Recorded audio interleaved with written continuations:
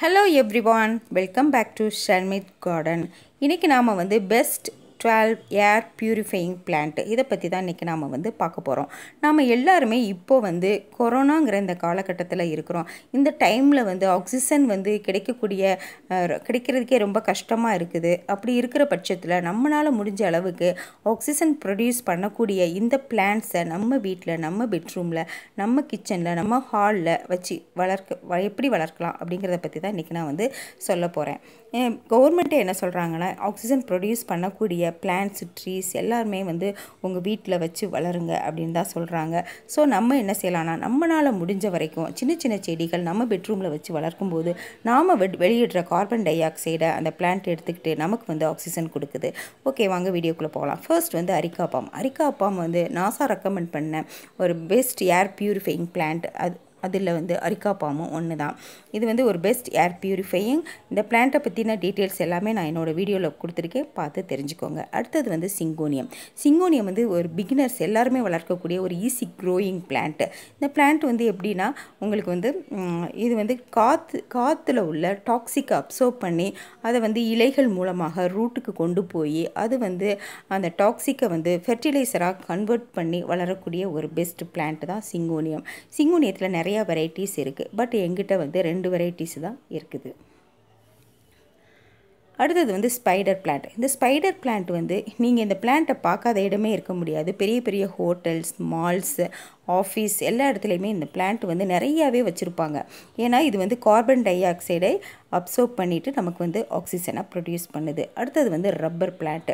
இதுவும் NASA recommend பண்ண பிளான்ட்டுகளில் இதுவும் ஒன்று. இதுவும் ஒரு சிறந்த ஏர் பியூரிஃபையிங் பிளான்ட். இது ஸ்லோ க்ரோயிங் தான், பட் நமக்கு இலைகள் நல்ல பெருசாக இருக்குது. அடுத்தது ஸ்னேக் பிளான்ட் 24 ஹவர்ஸும் நமக்கு ஆக்சிஜனை ப்ரொடியூஸ் பண்ணக்கூடிய ஒரு பெஸ்ட் பிளான்ட்.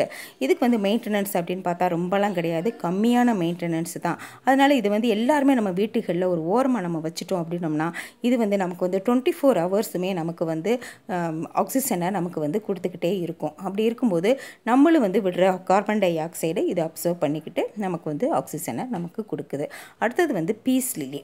இந்த பீஸ் லில்லி இது என்னென்னா, உங்களுக்கு ஏர் பியூரிஃபை பிளான்ட்லேயே இது பூக்களோடு இருக்கக்கூடிய ஒரு பெஸ்ட் பிளான்ட் என்னென்னா அது பீஸ் லில்லி தான். பாருங்கள், அந்த பழைய லீஃப் பழைய பூ க்ரீன் கலராக மாறிடுச்சு, புதுசாக இருக்கிறதெல்லாம் வெள்ளையாக இருக்குது. இது கூட பக்கத்தில் கேட்டாங்க, இந்த பூ டெய்லியே பூத்துக்கிட்டு இருக்குங்க அப்படின்னு சொன்னாங்க. பட் இது நான் சொன்னேன், டெய்லி பூக்கலைங்க. இது ஒரு முறை பூத்தாலே இது ஒரு 1 மந்த்துக்கு இது கலர் சேஞ்ச் ஆகாமல் அப்படியே இருக்கும் அப்படின்னு சொன்னேன். அவங்க ஆச்சரியமாக பார்த்தாங்க.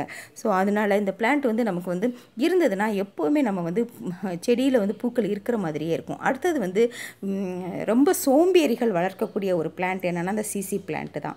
இது ரொம்ப மெயின்டெனன்ஸ்லாம் ரொம்ப கம்மி, நம்ம தண்ணி அடிக்கடி ஊற்ற வேண்டியது கிடையாது. அந்த மாதிரியான ஒரு பிளான்ட். இது ஒரு பெஸ்ட் ஏர் பியூரிஃபையிங் பிளான்ட்டு.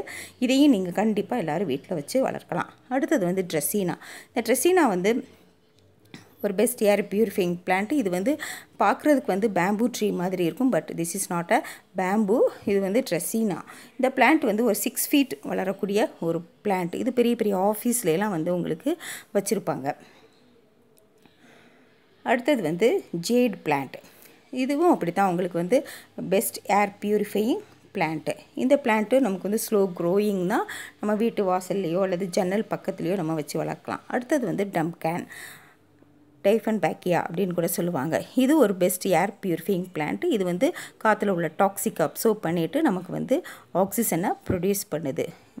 இது என்ன ஆகும்னா, நல்ல ஒரு ஈஸியான ஒரு ஈஸி க்ரோயிங் பிளான்ட். அடுத்தது மணி பிளான்ட். இது இல்லாத வீடுகளே இருக்காது, கண்டிப்பாக இது எல்லார் வீடுகளிலுமே இருக்கும்.